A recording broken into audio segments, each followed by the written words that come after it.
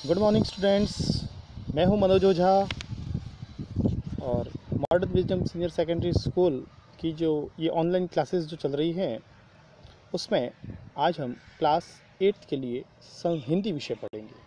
कक्षा 8 के लिए हम आज से हिंदी विषय की शुरुआत करेंगे और उसका फर्स्ट चैप्टर जो है वो है ध्वनि। चैप्टर का नाम क्या है? ध्वनि। ध्वनि का मतलब होता है आवाज़। ध्वनि का मतलब क्या होता है? आवाज़। अब देखिए, आवाज़ यहाँ दो प्रकार की यहाँ आवाज़ का जो तात्पर्य है वो दो प्रकार से हम ले सकते हैं। एक तो आवाज़ से तात्पर्य है मन की आवाज़, और एक है कवि जो है वो अपनी कविताओं के माध्यम से जो आवाज़ उत्पन्न करता है, जो जोश भरता है, बस वही यहाँ आपको समझाना चाह रहे हैं। वैसे इस लेसन के जो कवि हैं वो है सूर्यकांत त्रिपाठी निराला।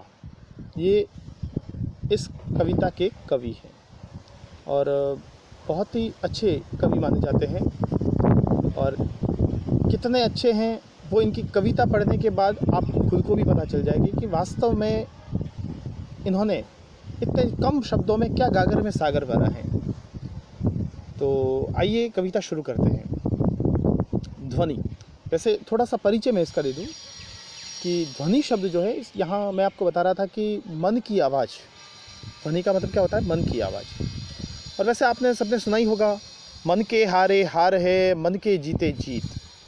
यदि मन से हम हार जाते हैं तो शायद हमारी हार निश्चित है, और यदि हम तटस्थ होकर के कि नहीं मुझे कुछ करना है, ऐसा करके ऐसा विचार करके यदि हम कोई भी कार्य करते हैं तो शायद हमारी जीत संभव है। संभव नहीं, जीत हमारे चरण अवश्य ही हमारी सफलता जो है वो हमारे चरण चूमेगी, और ये फैक्ट भी है। एक सिंपल से उदाहरण के माध्यम से मैं आपको समझाता हूँ। जैसे आप सोचिए कि आप कक्षा 1 से लेकर के कक्षा 7 तक, कक्षा 1 से कक्षा 7 तक आप ऐसे विद्यार्थी हो जिसके परसेंटेज बहुत कम बने हो सकता है आपके परसेंटेज जो है अनुमान, मतलब एक इमेजिन कीजिए, कल्पना कीजिए कि आपके परसेंटेज जो है वो 50% के करीब या इससे भी कम आए हो। और उसके बाद जब आप 8th की तैयारी करने बैठते हैं तो हमारे सामने सबसे बड़ी चुनौती, क्योंकि सभी लोगों की नज़रों में इस 50% को देख करके हम सभी लोगों के मन में एक ही विचार आता है कि ये लड़का पढ़ने में बहुत ही ज़्यादा कमज़ोर है।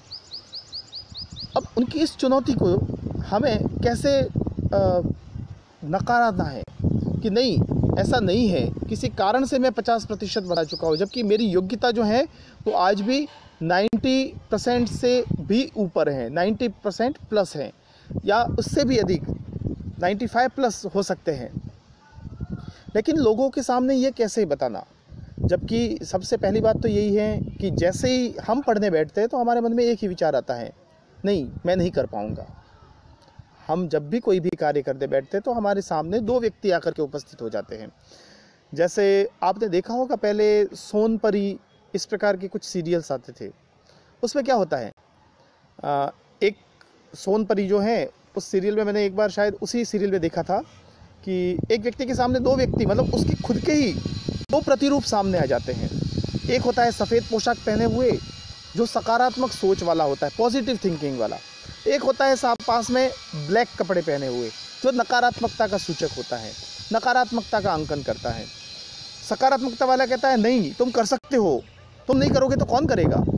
जबकि वो ब्लैक कपड़ों वाला जो व्यक्ति होता है वो कहता है नहीं नहीं तेरे से हो ही नहीं सकता, तुम कर ही नहीं सकते, किसी भी सूरत में तुम नहीं कर सकते।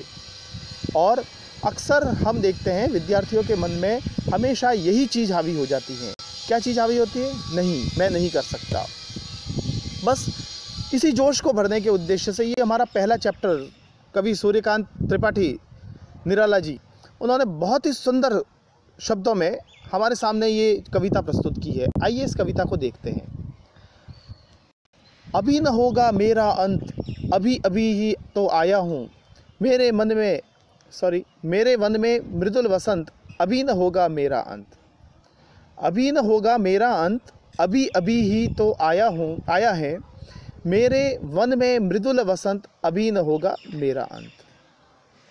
देखिए, कवि अपना ही उदाहरण दे करके कहते हैं। कवि जो ये जब कविता बना रहे थे तो देखिए, एक समय था जिसमें बहुत सारे कवियों ने अपनी रचनाएं लिखी। ऐसे ही कविताओं में बहुत सारे कवि हुए, ये भी एक कवि हुए, ये कवि हुए, ये कवि हुए, ये कवि हुए। अब इतने सारे कवि जो हैं, इन सभी कवियों के अंदर, ये बहुत सारे कवि हुए, इन सब कवियों के अंदर क्या हमारी कविता को कोई पढ़ेगा? यदि पहले से ही नकारात्मकता आ जाए तो सोचिए। मैं अभी आपके सामने ऑनलाइन के माध्यम से, वीडियो के माध्यम से आपको मैं पढ़ा रहा हूँ। सोचिए, मेरे से पहले बहुत सारे टीचर्स जो हैं उन्होंने पढ़ाया हुआ है, और ये लेसन बहुत सारे टीचर्स पढ़ा चुके हैं। अब उसी भीड़ में देखो, शायद मैं जब ये वीडियो बना रहा हूँ उससे पहले ये बहुत सारी लंबी कतार लग गई है, और मेरा नंबर तो यहाँ पर है, सबसे अंत में बना रहा हूँ। और बनाते से पहले ही अगर मैं अपने मन में विचार कर लूँ कि नहीं, मैं नहीं कर सकता, अगर मैं करूँगा तो मेरा वीडियो कौन देखेगा, अगर इसी प्रकार से अगर मैं कहूँ तो शायद पहले से ही मैं हार गया, वीडियो बना ही नहीं पाऊँगा, और अगर नहीं बना पाऊँगा तो आप तक ज्ञान नहीं पहुँचेगा, और उसके बाद ही तो फैसला करेंगे आप लोग ही कि नहीं वीडियो अच्छा है या बुरा है। तो बस पहले से ही पॉजिटिविटी होनी चाहिए हमारे अंदर। तो देखिए, कवि के सामने यही समस्या थी। बहुत सारे कवि हुए, और उन कवियों में सूर्यकांत त्रिपाठी जो थे, निराला जी, इन्होंने अपनी कविता, ये देखो सूर्यकांत त्रिपाठी, इनके आगे इतने सारे कवि हुए। अब इन्होंने अपनी जब कविता रची, कविता की शुरुआत की, तो लोगों ने कहा कि नहीं, तुम्हारी कविता में वो भाव नहीं है जो वास्तविकता में मिलना चाहिए, वो एक जोश नहीं है। तो इनके आलोचक जो थे, आलोचक मतलब उनको क्रिटिसाइज करने वाले, आलोचना करने वाले, कि नहीं तुम अच्छी कविता लिख ही नहीं सकते, तो उन्हीं को जवाब देते हुए इन्होंने एक कविता रची, और वही ये कविता बहुत ही सुंदर ढंग से, ध्वनि मतलब आवाज़, और मैंने आपको पहले ही बताया कि ये आत्मा की आवाज़ है। आत्मा की आवाज़, हमारी आत्मा क्या कहती है? हमारी आत्मा ने अगर कह दिया कि हाँ यस मैं कर सकता हूँ, तो बिल्कुल हम कर सकते हैं। और आपसे भी मैं यही कहूँगा कि अपनी आत्मा की जो आवाज़ है उसको सुनिए। आप जो है मन में बस एक ठान लीजिए और पॉजिटिव सोचिए। ऐसा नहीं, आत्मा हमेशा, कभी कभार ऐसा भी होता है कि आत्मा जो है कहेगी नहीं नहीं मैं नहीं कर सकता, क्योंकि आत्मा ही मर चुकी है। पहली कक्षा से अभी मैंने आपको उदाहरण भी दिया, पहली से 7वीं तक हमारे परसेंटेज जो है वो 50% से भी कम थे। तो इसका मतलब ये नहीं है कि आप 8th क्लास में भी 50 से ही कम ही बनाओगे, ऐसा नहीं है। आपके अंदर खूब ज्ञान का भंडार है, बस उसको बाहर निकालना है। तो अपने आलोचक जो है सूर्यकांत त्रिपाठी निराला जी के, उन आलोचकों के साथ ये तो सूर्यकांत त्रिपाठी जी जो है निराला जी, वो अपने आलोचकों को जवाब देते हुए कहते हैं कि नहीं ऐसा नहीं है। अब देखिए, उसी के संदर्भ में इन्होंने ये कविता लिखी है, और बहुत ही सुंदर कविता है। अभी न होगा मेरा अंत, अभी अभी तो आया है, अभी मेरा अंत होने वाला नहीं है। आपने जो ये कविताएं रची है, भाई आलोचक जो थे उनके प्रतिस्पर्धी वो कहते हैं कि नहीं नहीं, तुम तो, आपसे पहले बहुत सारी कविताएं लिखी जा चुकी हैं, और आपकी कविताओं का तो कुछ वजूद ही नहीं होगा। तो सूर्यकांत त्रिपाठी जो है वो कहते हैं कि नहीं, अभी ना होगा मेरा अंत अभी होने वाला नहीं है, ऐसा नहीं है। हो सकता है स्टार्टिंग में हम कोई भी कविता लिखे तो ज़रूरी नहीं है कि सारी कविता हमारी हिट ही हो। जैसे आप फिल्में तो देखते ही होंगे, और फिल्म में आपको बात करता हूँ अमिताभ बच्चन की। अमिताभ बच्चन आज हीरो, सबसे हीरो की अगर बात करें तो बेस्ट हीरो अगर है तो वो अमिताभ बच्चन है। और लगभग आजकल तो कोई भी एडवर्टाइज़ भी देते हैं तो वो भी बहुत ज़्यादा हिट हो जाती हैं, तो फिल्मों की तो बात ही क्या। लेकिन क्या ऐसा ही था कि इन्होंने पहली फिल्म बनाई तब भी उसी जोश से लोग देखते थे जैसे कि आज देखते हैं? नहीं, ऐसा नहीं था। स्टार्टिंग में बहुत सारी फिल्में उनकी फ्लॉप भी हुई होगी, और फ्लॉप होने के बाद धीरे धीरे अपनी कमियों को उसमें से हटाते हुए उन्होंने और आगे बढ़े, और ऐसा करते करते ही वो आज इस मुकाम तक पहुँचे हैं। तो सूर्यकांत त्रिपाठी कहते हैं कि अभी ना होगा मेरा अंत, अभी मेरा अंत होने वाला नहीं है। ऐसा नहीं है कि मेरे आलोचक मेरी निंदा करे, मेरी बुराई करे कि नहीं तुम कविता नहीं रच सकते, तुम कविता नहीं लिख सकते, और अंत हो जाए मतलब कि मैं कविता लिखना बंद कर दूं, ऐसा नहीं है। और हमें भी अपने जीवन में ऐसा नहीं कि कुछ लोग कहे कि नहीं तुम पास नहीं हो सकते, तुम पास नहीं हो सकते, ऐसा अगर कोई कह दे तो इसका मतलब ये नहीं है कि सच में मैं पास नहीं हो सकता। नहीं, अभी न होगा मेरा अंत, आप इस लाइन को अपने जीवन में उतार लीजिए कि अभी मेरा अंत होने वाला नहीं है, अभी अभी ही तो आया है, अभी अभी तो आया है, अभी अभी तो जो ये फील्ड जो है, अर्थात देखिए 8th क्लास है, 8th की तैयारी करें तो 8th के लिए आप अभी अभी तो आए हो इस कक्षा में, आप जम करके मेहनत करिएगा और ऐसी मेहनत करें कि सभी लोग जो है वो एक बार आश्चर्यचकित हो जाए कि ये क्या, ये विद्यार्थी भी क्या इतने परसेंटेज बना सकता है। लेकिन हम भी थोड़े नकारात्मकता वाले होते हैं, हमारे मन में एक सवाल, बस एक ही बात होती है कि पिछले साल 7th में कौन फर्स्ट आया, ये विद्यार्थी कोई है, ये 7th क्लास में फ़र्स्ट आया था, बस हमने मान लिया कि अब की बार भी यही विद्यार्थी जो है वो फर्स्ट आने वाला है। लेकिन ऐसा कतई नहीं है, ऐसा बिल्कुल नहीं होता कि जो पिछले साल फर्स्ट आया वो आज इस बार भी फर्स्ट आएगा, ऐसा कोई ज़रूरी नहीं है। तो अभी अभी तो आया है, अभी अभी तो आया है मेरे वन में मृदुल वसंत। देखिए क्या कहते हैं निराला जी कि मेरे जीवन में अभी तो वसंत ऋतु आई है, वसंत ऋतु, अभी अभी तो मृदुल वसंत आया। मृदुल का मतलब होता है कोमल, मृदुल का मतलब क्या होता है, कोमल। तो मेरे जीवन में अभी अभी तो कोमल वसंत ऋतु आई है। वसंत ऋतु, वसंत ऋतु वैसे कब आती है बताओ? अगर हम हिंदी महीनों की बात करें तो फाल्गुन महीना, फाल्गुन और चैत्र, ये 2 महीने होते हैं। इन 2 महीनों में जो ऋतु होती है वो होती है वसंत ऋतु। और अगर अंग्रेजी महीनों की बात करें तो लगभग फरवरी और मार्च, इन 2 महीनों में होती है वसंत ऋतु। अब देखिए वसंत ऋतु जब होती है तो उस समय का माहौल याद कीजिए, उस समय कैसा माहौल होता है। उस समय जो है एक नई ऊर्जा होती है। आप प्रकृति को देखते हैं, नेचर को देखते हैं तो नेचर के पेड़ पौधे वगैरह जो हैं उसमें नई कलियां निकलना शुरू हो जाता है। लाल लाल रंग के हल्के लाल रंग के पत्ते जो है वो निकलने शुरू हो जाते हैं। पशु पक्षी जो है वो खूब आनंदित होते हैं, क्योंकि वसंत ऋतु है ही ऐसी। और वसंत ऋतु आपको पता ही है, उस समय हम त्यौहार भी मनाते हैं, वसंत पंचमी। वैसे फाल्गुन और चैत्र महीने में कुछ त्यौहार इस प्रकार से आते हैं। वसंत पंचमी आती है, उसके बाद में महाशिवरात्रि आती है, फिर फाल्गुन महीने में ही होली भी आती है, चैत्र महीने में नवरात्रि भी आती है जिसे हम चैत्र नवरात्रि बोलते हैं। तो ये सारे त्यौहार जो हैं वो वसंत ऋतु में आते हैं। अब उसने क्या कहा, कवि क्या कहते हैं, निराला जी क्या कहते हैं कि मेरे वन में मृदुल वसंत अभी अभी ही तो आया है। मेरे मन रूपी जो वन है, मेरा मन रूपी जो जंगल है, उस मन में अभी अभी तो वसंत ऋतु आई है। वसंत का मतलब होता है एक नया जोश अभी तो आया है, अभी अभी तो शुरू हुआ है। अभी न होगा मेरा अंत, इसलिए अब तो मेरा अंत होने का सवाल ही नहीं है। सोचिए ये एक पेड़ है, इस पेड़ पर अभी अभी तो नई पत्तियां खिलनी शुरू हुई है। तो अभी अभी जो पत्तियां खिलनी शुरू हुई है, आज वो छोटी पत्ती है, कल कुछ दिनों बाद वही पत्ती बड़ी होकर के बड़ा पत्ता बनेगी, फिर धीरे धीरे वो पेड़ भी बड़ा होगा। पेड़ बड़ा होने के बाद उस पर फल लगेंगे, फूल लगेंगे। तो शुरुआत है अभी तो। निराला जी यही कह रहे हैं कि अभी तो शुरुआत हुई है, अभी मेरा अंत नहीं है, अभी मेरा अंत होने वाला नहीं है। देखिए आगे क्या कहते हैं। देखिए वसंत ऋतु में क्या क्या जो बदलाव आते हैं, चेंजिंग होते हैं। हरे हरे ये पात का मतलब होता है पत्ता। हरे हरे पत्ते निकले हैं।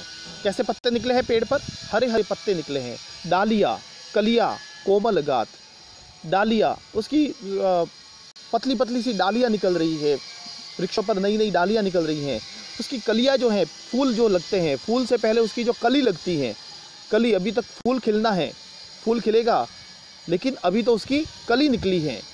कोमल गात का मतलब क्या होता है? शरीर, कोमल शरीर है अभी तो। अभी जो वृक्ष जो है अभी तो उसका कोमल शरीर है। आगे आगे देखिए वो कैसा व्यवस्थित बनता है। मैं ही अपना स्वप्न मृदुल कर फेरूंगा निद्रित कलियों पर, जगा एक प्रत्यूष मनोहर। बहुत बड़ी बात कह दी है कवि ने। कवि क्या कह रहे हैं? मैं ही अपना स्वप्न मृदुल कर, मैं ही अपने सपने को थोड़ा सा कोमल बना करके, मैं अपने सपने को कोमल बना करके फेरूंगा निद्रित कलियों पर। अपना मेरा जो सपना है, मेरा सपना क्या है? कवि निराला जी कहते हैं कि मेरा सपना बस एक ही है कि यहाँ जो इस प्रकृति, इस संसार में जो भी आलसी प्रवृत्ति के मनुष्य हैं, नकारात्मक सोच वाले हैं, ऐसे व्यक्तियों पर क्या करूँगा मैं? फेरूंगा निद्रित कलियों पर, जगा एक प्रत्यूष मनोहर। मैं क्या करूँगा, मैं उनमें एक नया जोश भर दूँगा, मैं उन व्यक्तियों में एक नया जोश भर दूँगा। निद्रित कलियों पर जो सोई हुई कलियाँ हैं, सोई हुई कलियों से मतलब है यहाँ जो स्टूडेंट्स, मतलब एक किशोर जो हैं, किशोरावस्था के जो बालक है, जो बिल्कुल निराशावादी की तरफ जा रहे हैं, निराशा की तरफ, मैं नहीं कर सकता, अथवा तो नकारात्मकता की तरफ जाते हैं कि मेरे से हो ही नहीं सकता ये। तो कवि कहते हैं कि फेरूंगा निद्रित कलियों पर, मैं उन निद्रित कलियों पर, सोई हुई जो कलियां हैं, जो अभी फूल तो खिलना है उससे पहले ही वो सो गई है। एक फूल खिलना है उससे पहले जो कली निकलती है, उस कली में ही अगर निराशा आ जाए तो सोचिए जब वो फूल बनेगा तब वो क्या करेगा, कुछ नहीं कर सकता। तो आप जो है, आपकी उम्र जो है वो भी एक कली के समान है। कली के समान अर्थात कि आप अभी बहुत छोटे हो और आपके मन में अभी से ही अगर निराशा भर गई, अभी से आपके अंदर आलस भर गया, तो उसका कोई भी इलाज नहीं हो सकता। तो कभी आपके अंदर एक जोश भरना चाहते हैं, जगह एक प्रत्यूष मनोहर, प्रत्यूष का मतलब होता है प्रातः काल, मैं एक मन को मोहने वाला एक प्रत्युष प्रातः काल भर दूंगा, जगा दूंगा आपके अंदर। प्रातः काल मतलब समझते हो, आप दिन भर के थके हारे शाम को सो जाते हैं और सुबह जब उठते हैं तब एक नए हर्ष के साथ, नए उल्लास के साथ, नए जोश के साथ उठते हैं। तो ठीक कवि भी ऐसा ही कह रहे हैं कि मैं भी क्या करूँगा, मैं भी एक आपके जीवन में एक नई सुबह ला दूंगा, मनोहर, मन को प्रसन्न करने वाली सुबह होगी वो, ऐसा कवि यहाँ कह रहे हैं। तो देखिए आपको ये जो दोनों जो भाग है इस कविता के, दोनों अंतर जो है वो समझ में आए होंगे। आपको क्या करना है, इसमें से कुछ शब्दार्थ हैं वो आपको लिखने हैं। शब्दार्थ कौन से हैं, जैसे वसंत ऋतु के बारे में तो मैं आपको बता ही चुका हूँ, 6 ऋतु होती है, 6 में एक ऋतु वसंत होती है। यहाँ जैसे प्रत्युष शब्द आया है, प्रत्युष शब्द, वन का मतलब होता है जंगल, प्रत्युष का मतलब होता है प्रातः काल। प्रत्युष का मतलब क्या होता है, प्रातः काल या सुबह, प्रातः काल या सुबह। वैसे शब्दार्थ जो है वो इस लेसन के सबसे अंतिम पेज पर भी है, पेज नंबर जो अंतिम पेज है वहाँ पर भी देखिए इसके कुछ शब्दार्थ है। आपको अपनी नोटबुक में यही शब्दार्थ आपको नोट करने हैं। ये जो शब्दार्थ है ये सारे शब्दार्थ आपको अपनी कॉपी में नोट करने हैं। वैसे कुछ शब्दार्थ आने भी हैं, ये शब्दार्थ ये अगला जो हमारा वीडियो होगा उसमें हम देखेंगे। तो आज के लिए बस इतना ही, मिलते हैं एक नई वीडियो के साथ।